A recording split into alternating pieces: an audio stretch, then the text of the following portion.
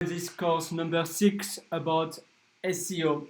So this course will be a bit smaller because SEO changes all the time, and nowadays actually SEO is not as important as it used to be. Although to me, especially on the app stores, SEO is still really important when you have your dating app on an app store, and even sometimes to promote your dating app, you would publish a book on Amazon, for instance.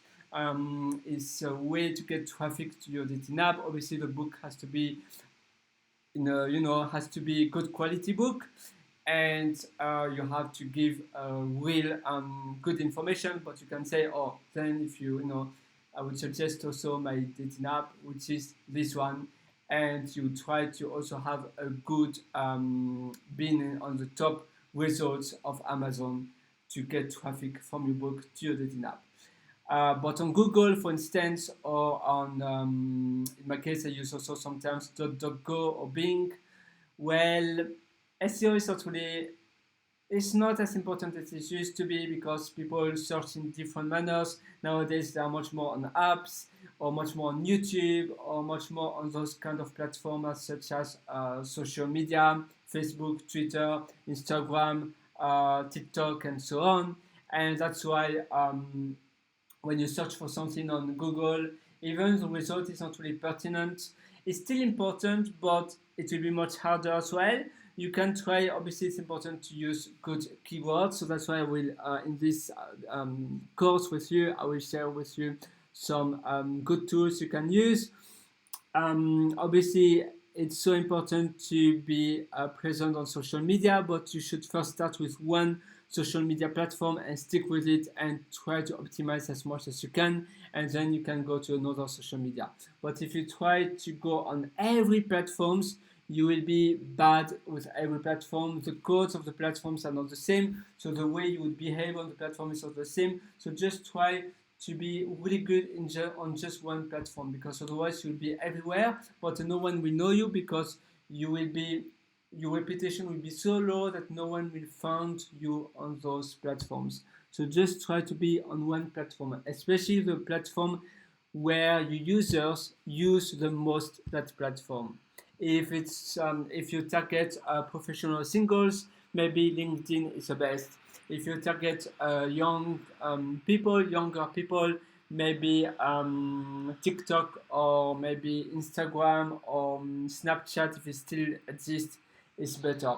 Maybe if you target normal adult singles, maybe Facebook is better. Facebook, which is Meta actually, Meta is better. You should try to obviously to to have a good domain name. If you target only people in Paris, maybe .paris extension is good, so you have top level TLD, and then you have like Paris. So TLD is like the extension of the domain. You can have .sydney, .nyc for New York City, and so on. You can. That's good to target a specific city like .tokyo, .africa if you target the African market, and so on. And obviously, yeah, you really have to use good technique if you want to be good with SEO with your website. So you have this kind of service where you can measure your rating and what you can improve. You have a lot of different services, so I won't really mention too many names of services because it might change, but it's nice to use an analytic software.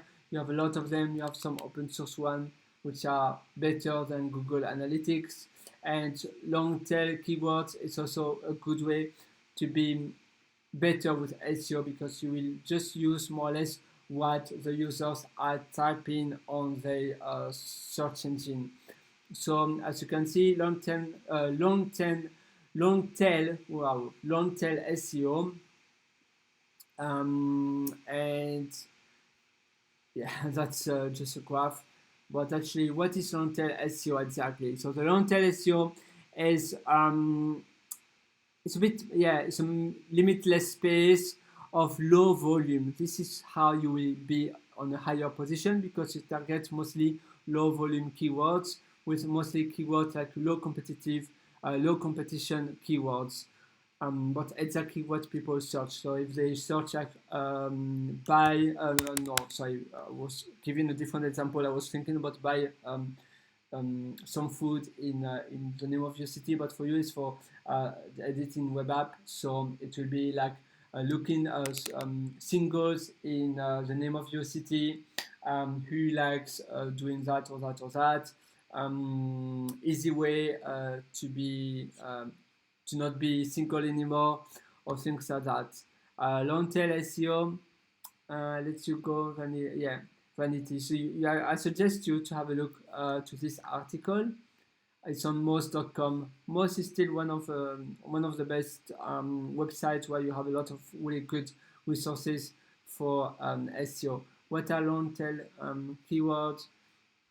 And yeah, 15% of the research they seen every day new. So how is it possible? Are we creating that many new words?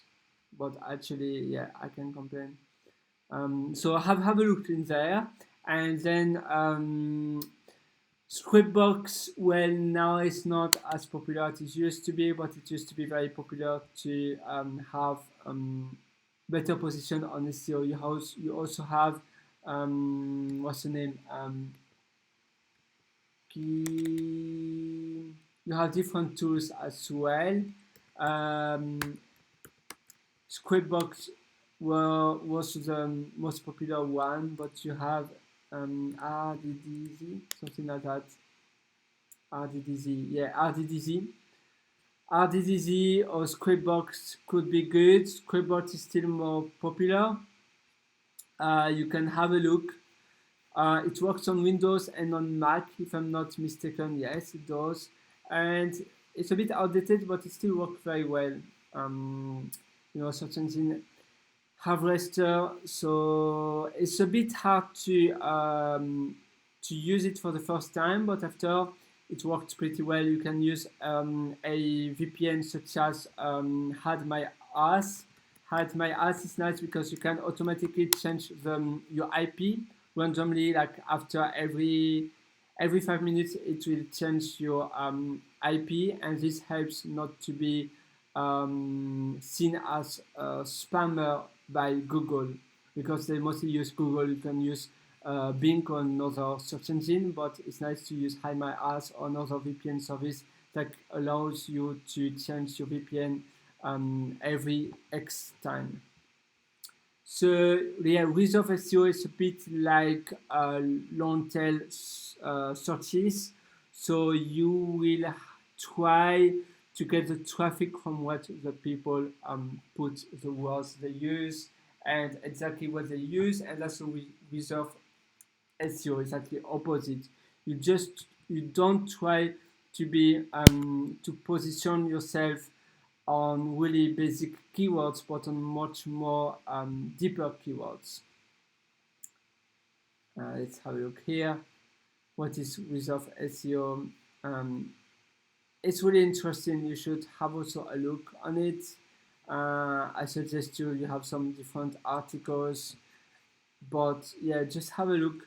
It's just the way what users search with really specific keywords. Also nowadays, more and more people use voice recognition, so they just speak to their phone to search something, and so you should take that into consideration to be higher on the rating of the position on search engines.